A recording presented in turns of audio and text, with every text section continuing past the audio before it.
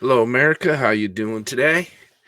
As you can see, we do not have our co-host Kevin with us today. He's off receiving an award up in Michigan, and he is presenting one lucky veteran in that state with a hyperbaric chamber today. So, big props out to Kevin and whoever that veteran is. He didn't give me a name. And our guest, Will Wisner, is with us today. He's on the board at Burn Pits 360 and the Gruntstyle Foundation. And we'll get to Will here in a minute. And do you happen to know who the veteran is receiving the hyperbaric chamber today? I'm not. I couldn't tell you offhand. I'm aware of it, but I don't know the specific name. That's All Kevin. right. Kevin's a busy guy, man. He is Yes, he is. running and gunning up there up north, so Yes. got a lot of Yes, he irons in the is. fire. But let me go ahead and I got some announcements. And like I've stated before, we are dedicating each episode to a fallen hero. And today, our hero is Robert Galvin. And Robert was from Cornwall, New York. He was 75 years old. He served in the Army from 1967 to 1988, and then the Air Force from 1988 to 2006. He served in Vietnam, Desert Storm, the War on Terror, and he was a first responder to Ground Zero in New York. So today's episode is dedicated to Robert. And if anybody out there would like to see an episode dedicated to one of their fallen heroes, just go ahead and email me. I'll post the email on the bottom here. Go ahead and email me. I need a picture, their name, rank and branch they served in, and what war they were in. And then we'll go ahead and dedicate the episode to them. And then our next thing is this coming Friday. Well, actually, tomorrow I'm speaking at Owens Community College near Toledo, Ohio. I'll be giving a presentation on the PACT Act to all the students there that are veterans or members or family members of a veteran. And then Friday, I will be in Cleveland, Ohio for their Veterans Day celebration at Public Auditorium. I will have a booth and I will also be speaking about the PACT Act. And that is Friday from 11 a.m. to 3 p.m. at Cleveland Public Auditorium. And I want to thank the Cleveland Cavaliers and Governor DeWine for sponsoring me for this. And then all the way in Rootstown, Texas. Haircuts for Heroes every first, I believe, Wednesday of the month. And in between 10 a.m. and 1 p.m. at the time down in Rootstown. And I believe there is a small donation that is not required but welcomed. I'm not sure. Can they like donate canned food and stuff like that down there? Will, Yeah, they have. Yeah, they've got a food pantry set up there at the Warrior there we Sports Center go. in Robstown. Good, good. Ah, that reminds me. I'm still sending out packets here in Ohio to homeless shelters and food banks about the PACT Act. Get them to post some information for our veterans that visit those uh, facilities. And then our last announcement today is on Friday, Veterans Day down there in Texas. I think this is in Rootstown as well. Veterans Day car and bike show. And it is free, but if you do want to vote, they are asking for a $1 donation to Burn Pits 360 to vote for your favorite car or bike. And it looks as though there's some free beer there, Will. That's always a That's good thing. right. Yeah. Live music, food, and free beer. All right. And like I said, our guest today is Will Wisner from Burn Pits 360 and Gruntstyle Foundation. How you doing today, Will? I am doing great, my brother. It's great to see you again. Yes, Been same a here. few months. It's been a while. Yeah. it's starting to miss a lot of people. It's been a while since we've all seen each other in person. Yes, well, we're gonna rectify that. I think there's some celebration stuff that's coming up. I think within the next year. That's a long time to wait. But I see like Yes. our good friend Kim there is in the chat. Hi, Kim. So Ah, we're yes, doing she all is. we can to keep the conversations going with each other, whether it's by text or these types of things, or just social media contact. So it's definitely little families formed out of Yes. And if you could tell our viewers um what branch you served in, when, and what war you were in. Yeah, sure. So I had a weird military history in terms of what I did and where I was. I never Mhm. intended on being a career military guy. Grew up down the Ozark Mountains of Missouri, and didn't come from like a family of wealth or anything like that. So my options were pretty limited. I was far from the best student in my class. I had other Yeah. interests that I were pursuing. So my I was kind of in a weird small town. I wasn't a towny kid that's parents had like ran a store, owned a store, or something like that. Had money where you're taking the pathway off to college. My family didn't run a farm where you're gonna go that path into agriculture and have a good life with good earning potential through that. So I knew pretty much young on I was wanting to go to the military, which is fine because that's what aligned with my interests. I went into the military originally as a medic. Um, while I was a medic, I got to go see a good bit of the world. I was down in Panama. Did some time up in Fort Drum, New York. I did some time up in Egypt and Israel as part of the MFO mission. Just had a lot going on. And by the time we got to the end of that period of service, it was time to leave. It was a lot of time away. So my wife at the time and I had talked about it, and we came to an agreement that I would go into the National Guard and I would reclass my MOS out of being a medic into something that had a better earning potential. So that's what I did. I reclassed over as a biomed tech and I was working on hospital equipment. And so I finished out my enlistment term of service. I think I got out of that from the National Guard side pretty early on. They didn't catch me on that reenlistment that I had to agree to in order to go to school. I went to the school before I reenlisted. They said, "Hey, you got to do this." I said, "Well, I don't got to do nothing." And it's the only time I ever made out over the Army, I think. But so I got out of the service completely, and I think about 3 months later, 9/11 hit. So went Mm. right back in the military. I was back. I think September the 17th is when I think I went back in. Now I was going back active duty Army. They didn't want medics. They didn't want biomed techs. So I had to reclass over to a 19 Delta Cav Scout, which was fine. I was a scout platoon medic back at 10th Mountain. So I already knew that world. This was going to be pretty much the same thing, just I didn't have to carry an aid bag. And so that was what I did there. Ended up doing a tour over to Korea.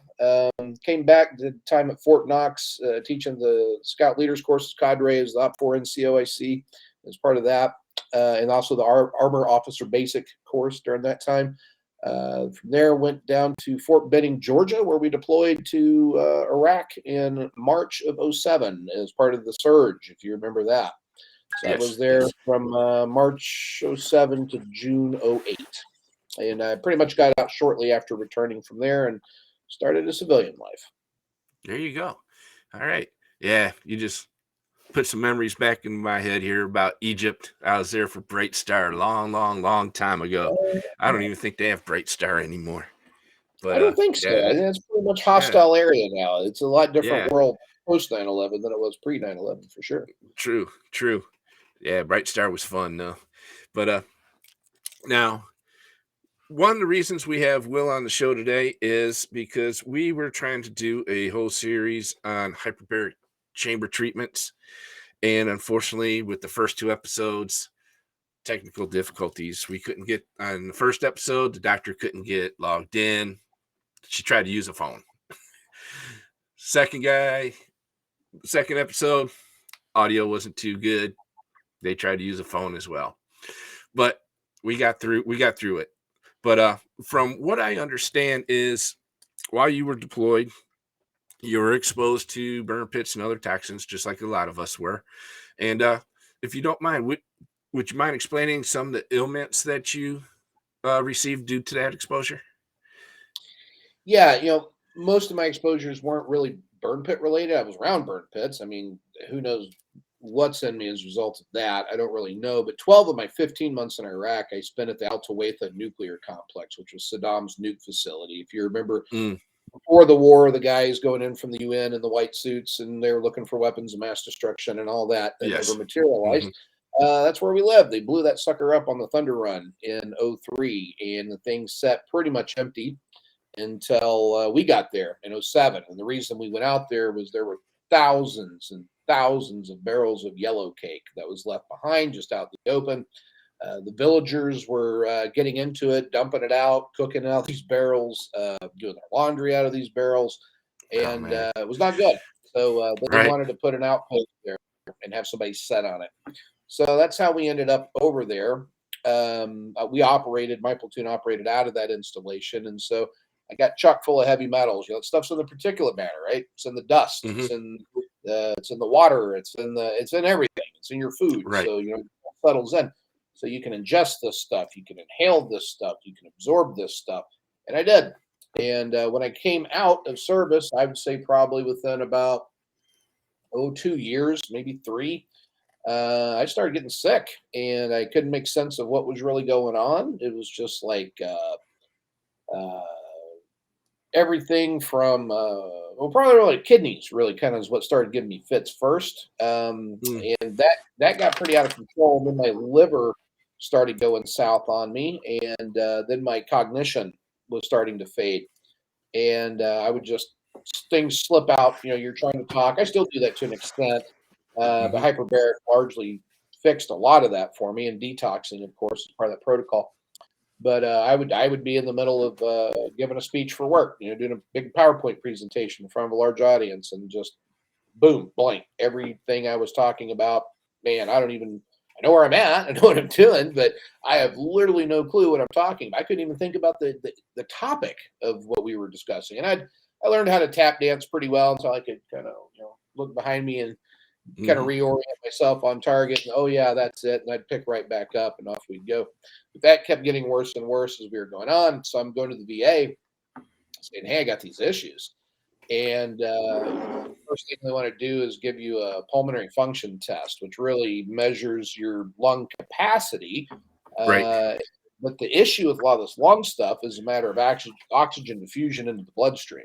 So Right. when you come back normal on these pulmonary function tests, at that point, well, that's kind of the showstopper, right? That's the block.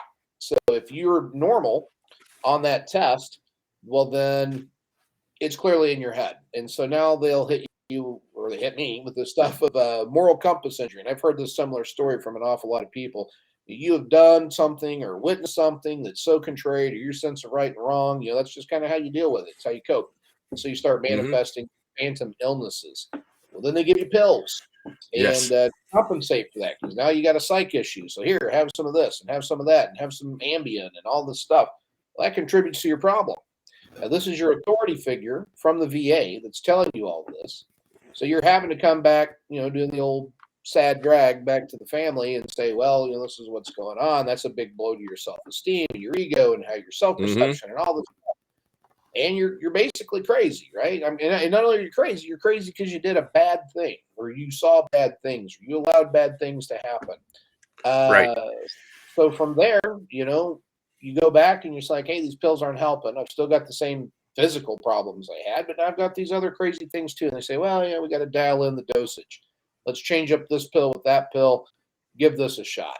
And you come back again, no help, same deal. Well, they'll do it another time. By the time you do it three times, they'll come back and say, oh, I see what's going on here. You're a dirty pill seeker.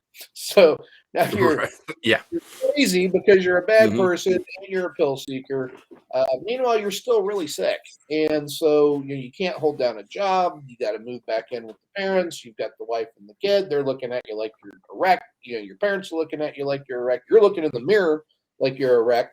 And it's not too long before the financial strains and stresses and all that mounts, and the wife takes the kid and leaves, and there you are sitting home alone, and kind of what's going on here. that's a short journey to joining that ranks of 22 veterans a day that are killing themselves. And Oh yeah. someone Hmm. listen, that could have been avoided, but that's the problem with large bureaucracy, right? That's right. Matter of fact, I went through. I don't know how I survived from the time I got out of the Air Force to the time I finally got my service connection, because that was like, well, it took 25 years of filing claims to finally get my service connection. So I know exactly what you're going through, what you went through. It's the exact same thing. They're like, oh, it's all in your head. So they do the lung function test, comes back normal. They take Yeah. X-rays. Oh, you only have half of your lungs, but yet you're breathing fine. I'm like, and then I start not being able to breathe. So then they says, well, we already took the X-rays, we already did the test, so we know you're fine. So then they say, so then they send me over to mental health. Mental health's like, you don't need to be here. So, but to help you out, let's give you these pills. Pills You don't made need to me be even here, but let's worse, alter your man. brain chemistry. So I mean, that's Yeah. how it is. But 25 years of that, and I can only imagine how long it took you to finally get things straightened out. Because I know that it takes several years, They're, man. they're still not straightened out. I Yeah. all of my ratings are from getting blown up and all that other kind of stuff. This toxic exposure stuff really is. There's no accounting for that yet. My primary care provider out of St. Louis, Dr. Bryant Price, is very reluctant to really entertain this issue. Of course, I haven't seen him since prior to the PACT Act's passage because we had a parting of ways in our professional relationship. But Hmm. the last thing I tried to do with him was give my toxic exposure results that I got with Dr. Carol Henricks when I was participating in her program that revealed, I was in the 99th percentile for arsenic. I was in the 98th percentile for antimony. I was in the 78th percentile for uranium. I had nickel, mercury, cadmium, lead, and on and on and on. And I'm like, holy crap, this explains all my issues that I've been coming to you with, where you're telling me that there's nothing wrong. So here you go. This explains this. Well, we didn't give you that test. That's from outside the VA. Well, okay, well, just give me a test. It'll reconfirm because it's still in me, right? Well, we Right. don't offer that test. So Right. now we're in this no body, no crime kind of a situation where if they don't have to acknowledge the test and they can't acknowledge the test, well, then clearly have more Ambien, have more zombie dope. So that's kind of where I'm stuck in my own process. Is just fighting with those guys over that kind of stuff. So yeah, Yeah, I got the same thing too. Uh, they sent some of my blood work over to Cleveland Clinic. Cleveland Clinic says, yeah, he's full of benzene. Shouldn't have that in his system. That has to come from burning stuff. Then VA says, oh, we didn't give you that test. I says, yeah, but you did. You sent it over to another hospital to be diagnosed. So cough it up, you know, yeah. It's just suck it up, it's an Buttercup. You're the ones exercise. who did do the test. So, It's and that kind of frustration. helped me out. Yeah. They're a lot of these guys. It's because it's an issue. I mean, they're basically gaslighting us, right? So I Right. mean, and not only are you getting the psychological stuff that goes along with that, where you finally do become crazy and maybe need some of these pills they're pushing down your throat. They're slowly torturing these guys to death. A lot of them, because a lot of these Yes. guys they'll string you along for years and years trying to figure out what's going on there, and then bang, you pop stage 4, some super exotic rare cancer. Oh, well, at that point, Hmm. we can do whatever. But what does that look like? And it's not much. What can you really do then? Right. Start trying to get your affairs in order. It's just absolutely tragic. And yes, Kim, sleeping was difficult. Still is. A lot of us got to use CPAP machines and everything else just to be able to stay alive at night. Um, Now, one one of the things that you mentioned was how a lot of this is driving veterans families apart, and a lot of our brothers and sisters end up becoming 22 on a specific day. um Now, from what I understand, the way you explained it, that the way the VA treated us is a big reason for all that. The family separating, breaking apart, veterans deciding they're going to be part of the 22. And do you think the way the VA treated us led to a lot of that? Oh, I'm absolutely convinced of it. And I know it. If you go Google Daniel Summers suicide letter, that's Sommers, I believe is how you spell his last name. That's one of the first real concrete things that happened early on. That probably was around 2012, maybe 10 to 12, somewhere in there. And his suicide letter breaks it down pretty good. I mean, I think even his parents, which we met when I was working at the Sergeant Sullivan Center there around 2014, they hadn't really considered the role of these toxic exposures from these burn pits and other things that he may have been exposed to. But once you read the suicide letter within that context, it's our story. I feel like I'm Hmm. trapped in my own body. I'm in a cage. I've got my healthcare workers, the people that are supposed to be helping me, are actually hurting me. They're giving me these pills. I mean, it's like everything we just talked about laid out. And I think that was published in Rolling Stone or something like that when that first came out, some large magazine. I Oh forget yeah, now. yeah, yeah. I remember that now. Yes, Well, there's and tons of those. I mhm, know way too many people with that same story. So yes, the short answer to your question is, mhm. or maybe it's the long answer to your question is yes. Now I served in Desert Storm, and my brother Dennis served in Vietnam and Desert Storm, and he decided to be part of 22. We got out around the same time. He retired. I separated. Um, and he decided he was going to be part of 22 other veterans on a cold Christmas Eve.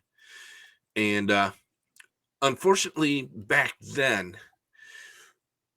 nobody knew that we were sick or that the war was made us sick.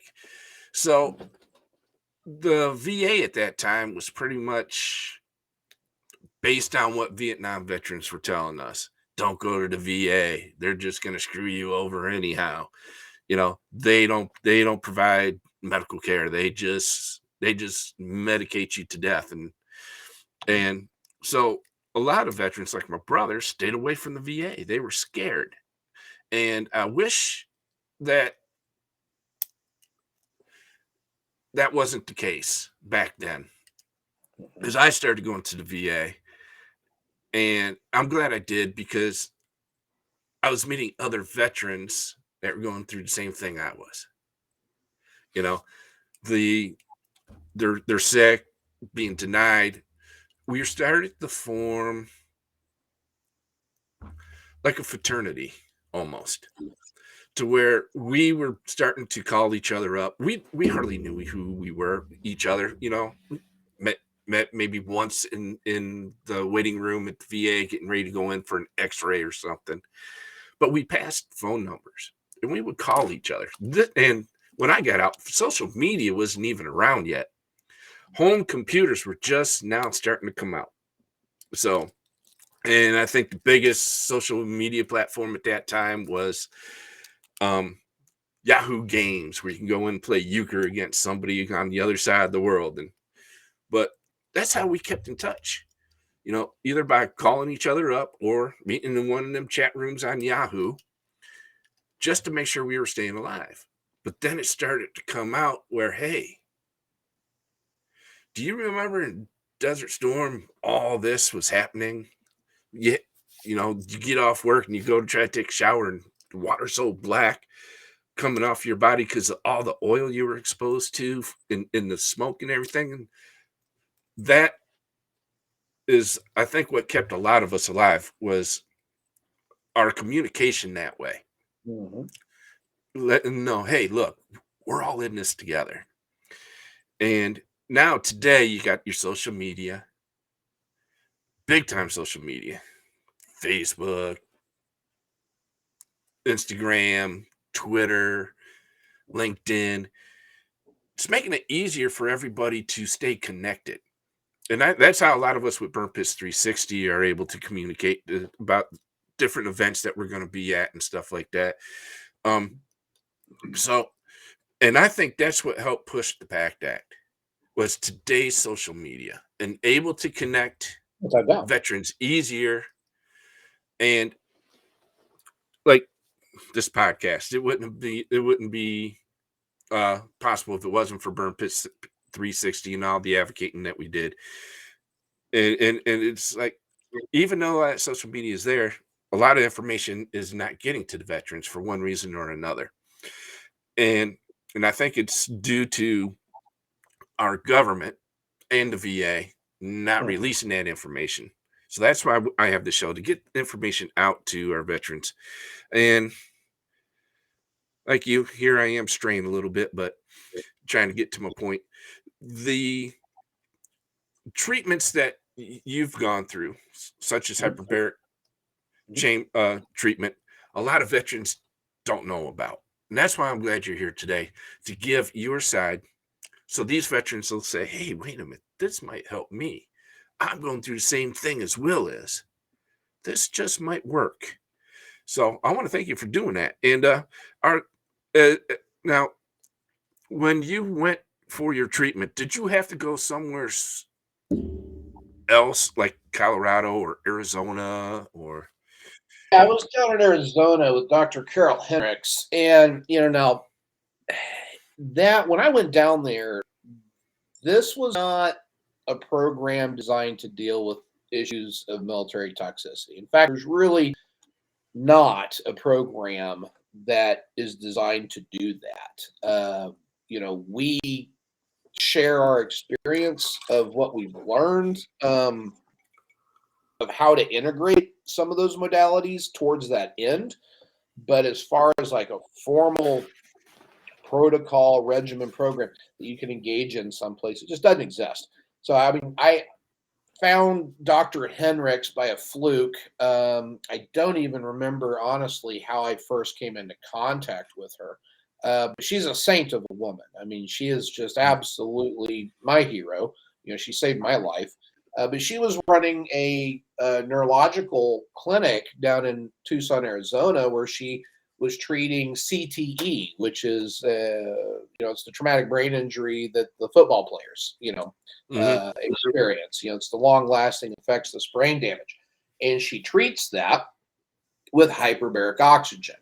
Well, she also happened to have uh, a neurological pharmacologist on her staff that was really good at pretty well using natural supplements and stuff as opposed to chemical pills from big pharma to help detox out the body just as part of the process. So I was like, well, as I mentioned, I was in basically early stages of dementia uh, by the time I made my way down there, and I mean that quite literal sense of the word.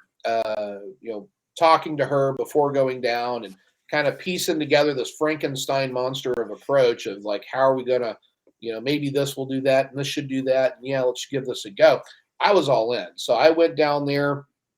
Burn Pits 360 uh, provided housing. We called it the Hope House. We rented a house up there in the north side of Tucson, and myself and two other guys were the first pilot that went through there. Kevin ended up coming like the cycle behind us, I think. Mhm. So we just missed each other by a few months, I think, after I left when he came. But that was really the first. It was just a hunt and peck and see what happens kind of a deal. But what we learned from that, I'm just going to jump straight to the point of anybody that may be able to get benefit of it. Step one, right? Figure out what the hell's in you. Because all these problems that we're having is because we have some type of a toxin that's inside of us. And our body stores these toxins in different ways, different places. They're basically a time bomb waiting to go off. Well, if you know what's in you, you can get it out. So step one is doing that toxicology test. You go to Great Plains Laboratory. You can Google that. They have a heavy metal and a non-heavy metal chemical, industrial chemical test that you do. The heavy metals are through the hair. The chemicals are through the urine. And that will come back and say, you have this, this, this, and this. And like I told you what was in me. That's what came back to me. And I was shocked because I had gone for years with the VA saying nothing wrong with you. It's all in your head. Well, I knew different. And that was the first aha moment. And it was hard. It was a big kick, man. I mean, that was more demoralizing than anything I think I had experienced today. It was actually Right. seeing that result going, holy crap, this is in me. You know, this is all real. This lines up with this, and this problem lines up with that. And, it started Yep. making sense.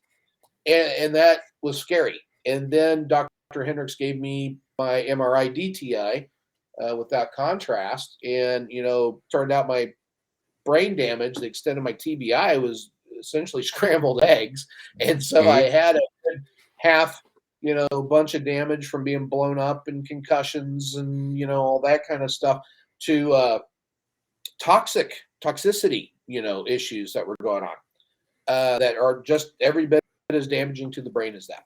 So once we identified what it was, then you get a hyperbaric or oxygen chamber can regenerate soft tissue.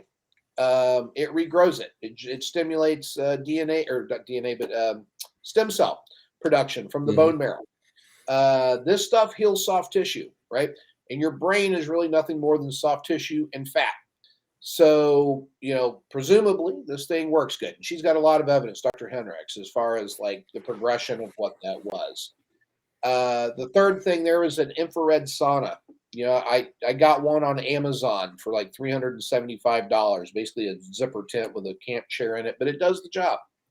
So when you combine these three things together, the binding agents and chelators that can go in there and attach to these toxins in your body and break them free, that can be dangerous because, if they're stored in your fat, which is where the stuff likes to store a lot of it, or different organs, you pull that stuff out and it gets free range running around, it can go to places you don't want it to go. So you got to get that stuff out. That's where that infrared sauna really comes into play. And you're sweating these chemicals out. And I'll tell you, man, if I go out and do yard work and I come in, I'm sweating, just soaked through, I towel Mm-hmm. off or something and, take a shower and come out of the shower and, there's that towel before I went in, it smells like a gym locker, like sweat. If I'm doing my infrared sauna and I sweat like crazy and I mop off and do that same routine, now when I come out of the shower, that towel smells like chemicals. So, that's, I never understood before being thrust into this stuff, how powerful that is and how important infrared sauna is. The only thing better that I found than that is natural geothermic hot springs. They do a real good job of just pulling that stuff right out of you. And then, of course, the binding agent stuff will accelerate that and help the ones that are stubborn and come out. But then that hyperbaric can really keep you healthy, right? It repairs. And what I have found is that I've done a pretty good job detoxing. This summer has been hectic. So, like, since probably June, my self-care has gone to hell. Just being on the road so much with work that, I'm at the point I Yep. have to engage it with an urgency because it's starting to manifest. You can see it in my face. I'm Mm-hmm. starting to puff up and stuff again. Puff up some more. Yeah. Yeah, so I'll get back in the hyperbaric and re-hit the detox pretty hard, and it'll take about a month for it to go back down. But that's basically the formula, man, and that works for a variety of things. The hyperbaric, these big industrial size ones, they work faster because they go to deeper depth. It's in how Mm-hmm. hyperbaric works. They call them dives. You're basically increasing the amount of atmospheric pressure that you're in. Is where that goes. So these bag chambers that we're providing through Burn Pits 360 and Gruntstyle Foundation, they're a home use chamber. They're not as effective. You have to basically double up the protocols in order to try to achieve the same results as what I had access to with Dr. Henricks. But it still works. Instead of 40 Mm-hmm. dives, you're doing 80. Instead of 80, you're doing 160. But like in my example, I can detox most of what's in me, but I'm not going to be able to detox uranium. And there's a few others that are in there that are really hard to get rid of, and those things manifest. And as I can feel better and get in a nice regimen, I can kind of make it, and Mm-hmm. get to a pretty good place. But if you go off of it, it will start to reassert. And so I have to have that constant hyperbaric to keep me healthy. as I continue to detox over time. And I'm still on the hunt trying to find something that'll pull out, uranium. I've got a couple of good leads. It's probably going to require some other crazy adventures of sitting with witch doctors out south again, but I've been there before too. So there's nothing I haven't tried or won't try. So now we had a New York fireman by the name of Joe McKay on several episodes ago. And I know Joe suffers from what's called cluster headaches. Now, we didn't talk about any treatment that he did, but I understand there's one treatment that's quite effective for those. ketamine. I'm sorry? I think Joe uses ketamine. Yeah, I think so too. You said something I know in private talks, something about psychedelics. Yep. Do you know anything about that? I know a ton about that. All right. So ketamine is absolutely very effective. It's very helpful on things like those cluster headaches for sure. Um, I myself have I had a lot of bad PTSD. As part of my service after dealing with everything after the fact. Mind symptoms manifested in different ways. I never was like not functional or anything like that. I managed to go all the way through grad school and, was able to live a fairly normal life in terms of, my daytime existence, but it was those evening hours and, private moments at home with the family when, you build these problems. And what I've learned along the journey to go straight to the end is we build our ego protects us, right? Yeah. And this is true with this toxic exposure stuff as well as any war trauma. It's every bit as much trauma as whatever. And this ego is a shell. It's like Pink Floyd, The Wall, kind of the moral of that story, right? We're putting bricks in the wall. It's kind of what our subconscious does to protect us from feeling these hurts or pains or griefs or whatever, so we don't have to confront them again. And that's not healthy. I mean, it serves its purpose at a certain level, but as you keep stacking the bricks on the wall, that definitely becomes bad, and that wall forms like a dome, right? And then cracks appear in the wall, and it's between these cracks that our traumas escape, and that's those flashes of anger or sudden onsets of grief or whatever it is that your trauma comes out as, right? In the classic PTSD sense of how we understand it. For me, certainly all those things were probably in play, but mine were more focused on my dreams. Like when I would go to sleep, I would dream things, the worst of the days that happened, of course, but also a lot of days that never happened but could have.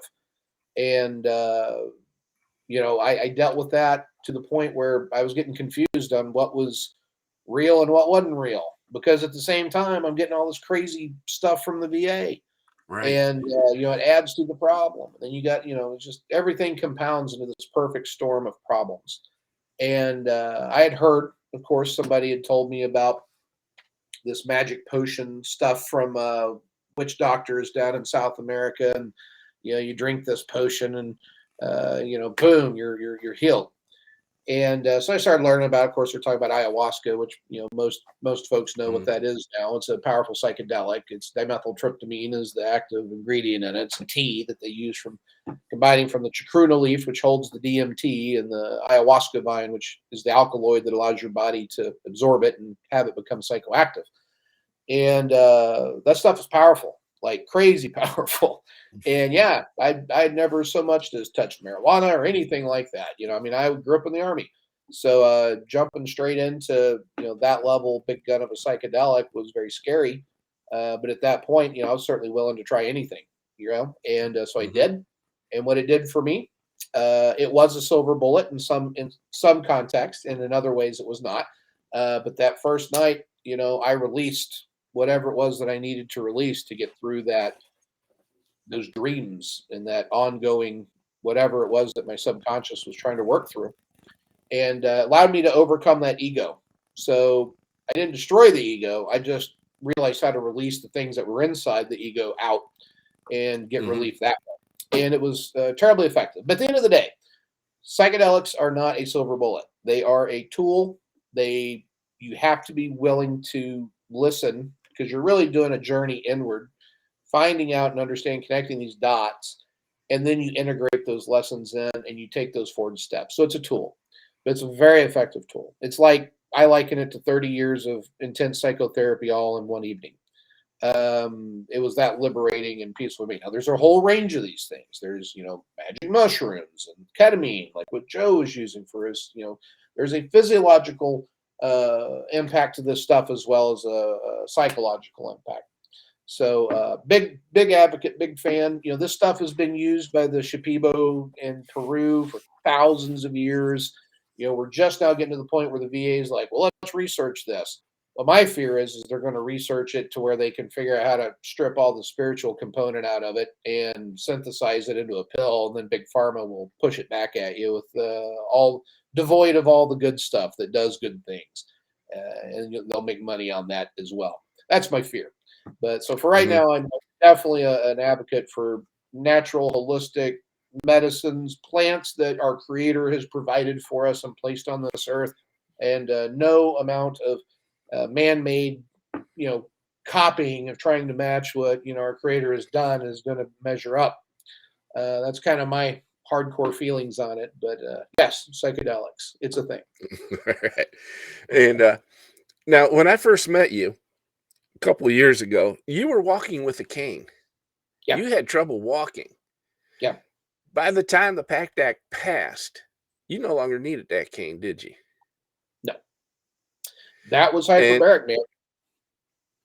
that's what I thought. I thought it was because of that. And I know some people are trying to get me to do the hyperbaric, which I definitely want to do. Mhm. Um, but I want to wait till after the holidays and all my speaking engagements and everything settle down, you know. So, and I don't see uh, people are trying to line me up all the way through March. It's unreal. So, Be careful so of I that, got man. You'll be in yeah. my situation where you're not taking care of your health. You're starting to get all puffy and stuff again. You got Oh, to I'm take care of already puffy. I'm already puffy. So, but now, were there any other treatments that you've tried besides the hyperbaric and the natural uh, plant plant life, so to speak? Yeah, man. I mean, I've pretty much done all the gambit. The VA had their stuff with their zombie dope and all that stuff they tried to give you. The group counseling stuff, the Hmm. change your diet, do the man, they want you on statins to the extreme because your cholesterol's through the roof to the point like you're freebasing Crisco or something. Yeah, Uh, then come to find out, through this functional medicine provider and this neuropharmacologist through Dr. Henricks, your body creates cholesterol to encapsulate toxins that the liver can't deal with. So if you've got a really high spike on cholesterol, which you didn't have earlier in your life, and the VA is like, oh, it's genetic. Or any doctor is really kind of inclined to tell you it's genetic. Here, the solution for that is take a statin. Well, that's straight hmm, poison. And I mean, I can't take the damn things. I feel like I'm dying when I'm on those things. But you go to a functional medicine guy, well, they're going to want to go into the root. Like, well, what's causing this? Well, it's these toxins. Well, let's remove the toxins. Lo and behold, once I did my detox, cholesterol went down. When I met you, I was on a cane. I had massive hmm. surgeries on my ankles, so I couldn't do this like with my feet because the Yep. Achilles tendon had basically been rebuilt. Had a lot of scar tissue. That hyperbaric rebuilds soft tissue. I can jump now. I can run now. I can do all sorts of things. Can do. My kidneys were shutting down when I met you. I had That's right. non-alcoholic fatty liver disease when I met you. Yep. I was in early stage dementia when I met you. All that's gone. All of it. And I Dang. attribute it to that protocol from Dr. Hendricks, which we try to, tell people if they wanted to learn or ask about. I'm always happy to share that. Now, let our viewers know. Last week we had a gentleman on from treatnow.org who helped set up these hyperbaric treatments for people. Mhm. So if if you're a veteran or a family member of a veteran, spouse, cousin, sister, brother, um, even mom and dad, if you think your veteran can be helped by this, by all means, go to treatnow.org, treatnow.org, fill out the questionnaire, and see what they got, see what they can do for you. Now I tried to meet the doctor you've mentioned 2 episodes ago, but unfortunately, technical difficulties, we couldn't get her on the show. But Kevin himself has spoken very highly of her. So treatnow.org can get you in contact with her program if that's the area they decide to send you to is Arizona. I know they also send people to Colorado and Yeah, they're really building Florida, I a think. through that. Yeah, it's Mhm. really coming online. The government wants to try to re-regulate a lot of these things out of existence if they could, Right. which is criminal, in my opinion. But there are folks out there still doing, the good work. Dr. Rob Beckman through treatnow.org's a Titan, in Yep. my book. I love that guy. Dr. Carol Hendricks out there in Tucson, Arizona. Arizona Veterans, Healing Arizona Veterans, I think is the name of the foundation that kind of also supports her too. So if you're in Mhm. Arizona, you can go to healingarizonaveterans.org, I believe it is, and put in a request to get treatment. Same program that I went through. And I happened to meet Dr. Beckman in Washington, D.C. Shortly after the bill passed, PACT Act passed. Um, Kevin, Kim Hughes, and I decided to go out to Arlington Cemetery and go to the Tomb of the Unknown and pay homage to our fallen brothers and sisters, let them know that the bill passed that day. And after we dropped Kim off at the airport, Kevin says, "Hey, we got some time since we're driving back to go meet somebody, don't we?" And I said, "Yeah, sure." And it turned out to be Mr. Beckman, and the conversation. We were only supposed to be there for about a half hour. Kevin was only supposed to pick up some documents, but I think we were there for like 3 hours talking with the man, He can all talk. about hyperbaric chambers and treatments and how he's hoping we can get the government's view on all this changed so it'll help veterans even more. And yeah, the man's just amazing. So I'm gonna have to. Everything He comes was. out of his mouth is gold. Mhm. Unfortunately, he couldn't make it last episode, so hopefully we can get him on here soon, maybe after the holidays. Um, now, do you have any advice for any veterans out there who are suffering like we did Mhm. and they're lost on what to do? Yeah, man. First things first, you gotta get smart on the topic, right? So Hmm. it's a two-pronged approach. I'm not a big fan of big government. I'm definitely in the Ronald Reagan camp of, that's one of the scariest things you can hear is I'm from the government and I'm here to help. The VA experience I've had has definitely been a love-hate affair. They've done some great stuff for me. They've done a lot of bad stuff for me. Still hung up with them and Hmm. tangled. But they are the controllers of your destiny in that route, right? So Hmm. go to the VA's website here. It's the publichealth.va.gov/exposures/burn pits, right? Yep, That's and also the one I got scrolling on the bottom of the screen too. Will take you that'll to. shortcut you right there too, right? Yep. So that's going to give you a good rundown on kind of what you need to know. What are the presumptions, all that other good stuff. I think the PACT Act's more dealing with like the bill centric stuff. The exposures tab kind of Hmm. goes into more of a general issue kind of a thing. So it's worth checking out for sure. Once you've got that information, where you're able to speak the language of what the issue is, at that point, get your claims filed, get that going.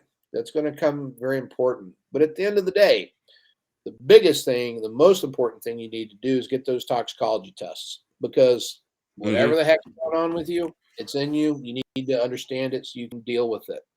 Go to Great Plains Labs. There's a lot of different labs to do that. That's the one I recommend. It's the one I used. It was very helpful to me. Great Plains Labs, they will do that heavy metal, that chemical test. That arms you with the knowledge of how to engage it. And from there, you can do whatever's necessary. And I'm also put out there to our brothers and sisters too that also register on the VA's burn pit registry as well, regardless if you have a presumption illness or not. Yeah. You can now update your status as you go along. I tried it. It does work now. You can update your status and the illnesses that you have. This is going to be a big tool to help us down the road as far as adding other presumptive illnesses, I do believe. Because absolutely. Because this is going to show the VA, say, hey, we got 50,000 veterans that have this illness, but it's not on the presumptive list, and we were all exposed to this we were all in this certain area exposed to this, all same thing. Boom. They're going to have no choice but to add that illness onto the presumptive list. So we also need you to be proactive, sign up on the burn pit registry, file those claims.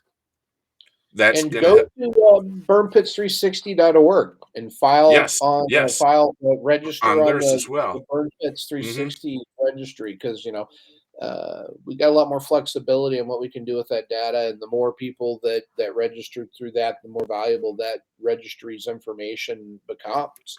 And for research purposes and all that, it's absolutely important. I'm trying to get a ticker made up for them real quick.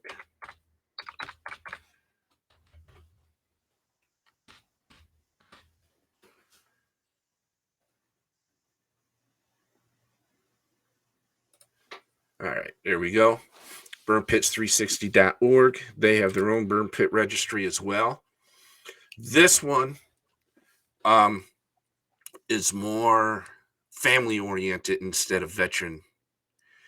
Because the burn pit registry through the VA still does not allow your family to get on there to update your information. I know they're working on that, but you yourself can go on there and update your information. Burn Pits 360's burn pit registry, a family member can update your status for you as well. We would like you to see our brothers and sisters sign up on both. Because by signing up on Burn Pits 360, we can also keep tabs of all these new illnesses that are popping up as well. And we can start pushing the VA secretary and say, hey, look, we got this many veterans that have this. We need this on the presumptive list. He seems to listen to us here at Burn Pits 360 now, especially after his little interview with John Stewart. Did you happen to see that, Will? Man. Yeah, absolutely. And McDonough, to give credit where credit's due, McDonough has done a tremendous job in his role as the Secretary of the VA. I mean, yes, I gotta agree with you. Ink wasn't dry on that bill from when President Biden signed it to when the VA was actioning and pushing content. Right. I'm very impressed with the man. I'm very impressed with how he's handled it on this particular issue. I think he's done a tremendous job and done a credit, to his office. I think so too. And I'd love to take a quick plug. That conversation kind of expanded over at Gruntstyle. We just did a series on the PACT Act where we interviewed the legislative directors from each of the VSOs that participated in that. So a lot of good content on there. If you go to AmericanGrit.com and you can find those podcasts listed, you could just search the site for PACT Act and it'll come up. But a lot of good information if anybody's interested in learning a lot of the behind the scenes stuff of what was going on with the legislators and the wrangling and Secretary McDonough and all that good stuff. It's a lot of good content there. Mhm. Yes, and now my first trip to Washington D.C. was for the hearing on the PACT Act at the Senate Veterans Affairs Committee, and oh man, my son was impressed when I came back and I told him all about the room it was in, because he's a Titanic historian, along with being the most knowledgeable war historian I've ever known. 12-year-old kid, you can't watch a war movie with him. That gun's not from this era. So You need to you can't foster watch. that, man. Get that kid Yeah, he's engaged in that kind of stuff professionally someday. As hard as it oh sounds like he's living at 12. oh yeah. But from the brief encounter I had with the secretary at that hearing to when the bill was signed, he changed my opinion on him so quickly, it was unreal. Um, because the way he was talking at the hearing was, you know, seemed to me more like he was trying to cover his own. But I want the bill passed, so if anything happens to me, nobody can change it, and you can't come back on me later on saying I didn't help veterans out and stuff. To after the John Stewart interview, to well, actually, I think that pretty much started him starting to say that stuff about, what he said at the hearing, to maybe a 2 weeks later. He's going, not only do we need this bill passed, but it should have been passed way before I even became secretary, and we're going to start helping our veterans today Yeah. before it's passed. I'm Well, like, the man did a big huge turnaround, and I'm impressed. he got engaged with how politics actually is played effectively. I think, in my Hmm. opinion, the whole problem with a lot of this stuff has been that everybody's playing the game on the conventional wisdom of how DC runs. So the VSOs, no big appetite to go do sweeping changes, because why would they waste their time and treasure trying to move the needle on Hmm. something that's just not how the game's played, right? So, they form their strategies of engaging these things on, like, it has to be cheap, it has to have some kind of impact that you can demonstrate, and it has to be something that can be well received. Right. So you got to have the pat yourself on the back moment at the end, right? So, Yes. what we were suggesting with the PACT Act was so freakishly large in scope and vision. No Right. one's going to even take that serious as even being a possibility. And that speaks to what you're talking about. We worked on that for years and years and years and didn't so much as have a cricket returner calls. I mean, Right. it wasn't even. But once you had John Stewart come in and really provided that shame, that's when people are willing to consider, like, well, maybe some of these larger scope things are possible. And you know what that missing ingredient was their ass being on the line. You know, Hmm. uh, McDowell's a good man. I think he's a fine man, I think but so his ass too. was on the line getting ripped by John Stewart on on Yeah. national television or HBO or Yeah. whatever, looking like a damn fool. And all of a sudden, like I said, 3 weeks later, man, he's John the Evangelist. So, Yes. that the takeaway there is, if we're going to engage these kinds of battles, you've got to be willing to play outside of the box of that conventional wisdom. You've got to go for the juggler on that shame. And how long that can play out before they adjust and cover down on that and take that tool set away, I don't know. Maybe it's something they can never defend against. But Hmm. dude is a good man, and any of these folks that are in those positions, VSOs, politicians, whatever, they're dealing with a lot, and they do have to play the game within the constraints of how it's played, because it's the nature of that town, man. But Right. lead with your heart. Take Hmm. the big action steps that to be true and right and just. And our team of all of us from Burn Pits 360 and Gruntstyle and all the other groups that were with us along that journey, that's what we did, and that's what I'm proud of. Is we didn't conform to a system for the sake of conforming. We said this is what is right, and this is what should be, and we didn't settle. We pursued that down to the end. We slayed that dragon. So yeah, that's Yes. how you do Yes, we did. Now we're running out of time here, so I get you. no, hang on. We're not quite done yet because I'm going to ask you to help me ask my Desert Storm veterans out there who were exposed to sarin gas to please contact me. Come on the air, tell me your stories. I've been working with many senators and congressmen on this subject. One is we were well, a lot of you were exposed to sarin gas in the heat of battle. Mhm. It qualifies for Purple Hearts. There's more benefits involved with receiving a Purple Heart, um, especially for your family.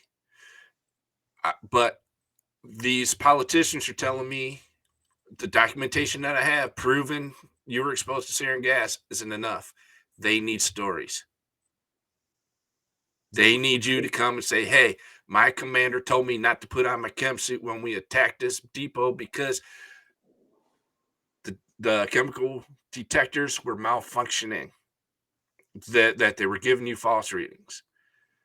Or my commander put me in a chem suit 2 days after we attacked because our chemical detectors did not go off. But then all of a sudden, people were getting sick. I need stories. The reason I need these stories is because there's one sentence in the requirements for Purple Hearts. And that is must have been seen by a field medical officer at the time of injury. They blew it off. Your commanders blew it off and told you not to worry about it, so you didn't have to see, you weren't going to see no field medical officer. None of you did. Yeah. This is why we need your stories. Also, I also need some other Desert Storm guys and ladies who know that they're sick from those oil well fires. I got DOD documentation showing that they considered the oil well fires a bioenvironmental weapon since they were set on fire on purpose. Yeah, And absolutely. even the Iraqi government came out and said on live TV that they set those fires on purpose to kill American soldiers for decades. For sure. But politicians are saying we need the stories. So please, right here is the podcast email. You can reach out to me on Facebook, Twitter, but we need your stories. I have one guy so far, but I need more. Send me like a infographic link or something, like, just a picture with your contact information. Attention, Desert Storm veterans, we're needing this, whatever. Yeah, man, give me that. We'll get that pushed out over social media and try to target vets of that era for that purpose. That'll work. And since we are at the end of the show, this is one slide I always put up at the end. This is the new Veterans Crisis Line number, folks. 988, then press 1. No more 800 number and have to press about 10 other buttons in order to reach somebody. This number right here is due to the PACT Act. Because in conversations a lot of us had with Secretary McDonough, we were saying, hey, the crisis line isn't getting through to our brothers and sisters. We need to make it easier for them to dial, because if they're ready to jump off the ledge of a building, they're not worried about dying 10 digits. Make it easier for them. When somebody calls in to make an appointment at the VA, don't tell them to hang up and dial 1-800. Put on a direct link. Take them straight to the Veterans Crisis Line. That's happened too. That has happened too. So the man listens. The man gets stuff done. We speak. He listens. Yeah. God bless him. He's trying to build that trust that veterans don't have in VA. I know I'm getting building up some trust because I know he's trying to get things done. Matter of fact, this was funny. I was doing my 6-minute walk with the oxygen people at the VA, and to see if I need to go back on it or not. And I only need it periodically now, but they took me to this off the main course hallway where nobody goes except for maybe a couple doctors and a nurse or whatever. I think it's where the surgeons actually get to go to sleep in between surgeries and stuff. And there's a billboard at the end of the hallway. That's where the Wade Park Cleveland VA put all their PACT Act information on that billboard. And I'm like, I'm talking to the pulmonology specialist, and I says, how many of these walks do you guys do a day? He says, oh, we maybe do 2 or 3 a month. So when I got done with my walk, I took a picture of that billboard and I went down to patient affairs. And I says, y'all need to move this billboard. This information is extremely important. I and many other veterans did not go back and forth to Washington, D.C. fighting for this bill for you to put it in a hallway like this. Mm-hmm. So she called up her boss, and the boss called me and says, hey, I got it moved. I sent Rosie a picture of it, and she says, that information's outdated.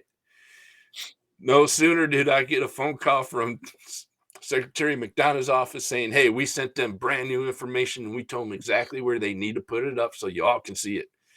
It's like, the man worked quick. He is a go-getter, man. He does not mess around. So, and one thing I'm starting to do too is putting little pamphlets out in the waiting rooms over there at that hospital about the PACT Act. So it's getting more views and stuff. And well, enough about all that. I want to thank you, Will. Well, thank you. It's always a pleasure talking to you, sir. Always a pleasure. Always good to see you, my brother. Always good to see you. We got to hopefully we'll see you in person sooner rather than later too. Oh, I'm sure we will. And all right, folks, my brothers and sisters out there, I want to thank you for tuning in. And remember, Gulf War veterans, I need stories to help you out some more. I've got the politicians in my pocket right now. I need your stories though. So, and Will's going to help get that information out as well. And now next week, I think what we have in store is, let me see here. Yep, next week is Students Veterans of America. Coming on, we're going to talk GI Bill and other education benefits for you and your family. And then on the 29th, we're going to skip the Wednesday right before Thanksgiving. We're actually going to do that episode on the 29th. And we will have Shane from DAV on. And then the very next day, on November 30th, is going to be a very special episode for me. And I know for Kevin as well. We're going to have Rosie Torres from Burn Pits 360. We're going to talk about Burn Pits 360 and how they came across that name. Because I got my theories why it's called Burn Pits 360. And we're going to talk about PACT Act as well. So we get all that false information out of your heads and get the true, honest information that you need to know about the PACT Act to you. Now, my theory, Will, about Burn Pits 360 name is because until the PACT Act was passed, none of us time in service was full circle until the PACT Act was passed. That's why it's 360. I'll go with that. All I'll sign right. on to that. All right. Well, we'll find out from Rosie. And once again, Well, Will, I it's been know a the pleasure. answer, Oh, but you I'm going to do? keep it secret. I Okay, do, but I'll keep it let you secret. find out All with right. Rosie. Hey, here we go. People been emailing me and sending me messages about, hey, the Gulf War advocate coffee mug. Send me an email. Tell me what your theory is about the name Burn Pits 360 means. And the person who guesses right will win a coffee mug. So go ahead, send me those theories in the email, and we'll see you all next week.